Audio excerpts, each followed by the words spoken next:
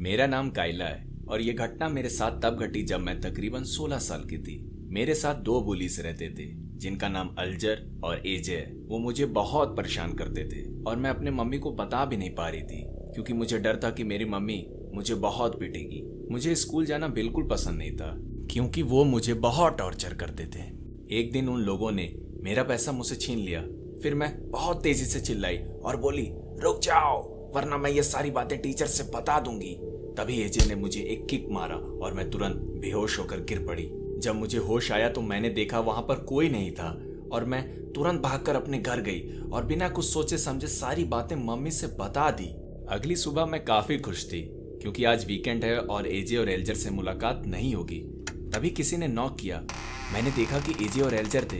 उनसे काफी तेज बदबू आ रही थी। एजे ने मुझे ट्रीट के लिए बाहर बुलाया और मुझे काफी भूख लगी थी। ट्रीट के बहाने वो मुझे रेस्टोरेंट ले जा रहे थे, लेकिन मुझे बाद में पता चला मैं तो ब्रिज पर जा रही थी। वो दोनों ठीक मेरे सामने ही खड़े थे और मुझे अजीब तरीके से घूर रहे थे। सच बताऊं तो मैं बिल्कुल उन लोगों के बदबू से डर गई थी क्योंकि उनके स्मेल बिल्कुल डेड बॉडीज की तरह लग रही थी। मैं तुरंत ब्रिज के किनारे गई और देखा कि एजे और एल्जर की डेड बॉडीज नीचे पड़ी हुई थी और उनके गिर जाने से उनकी गर्दन भी टूट गई थी। तभी मुझे सब कुछ अचानक से याद आ गया।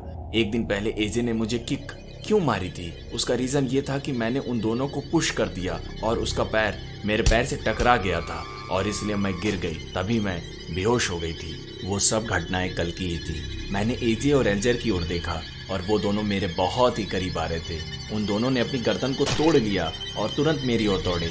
जब वो अचानक से गायब हो गए तो उन्हीं के साथ वो स्मेल भी गायब हो गई, लेकिन ब्रिज के नीचे पड़ी उनकी डेड बॉडीज की स्मेल अभी भी आ रही थी और हमेशा ऐसे ही आती रहेगी।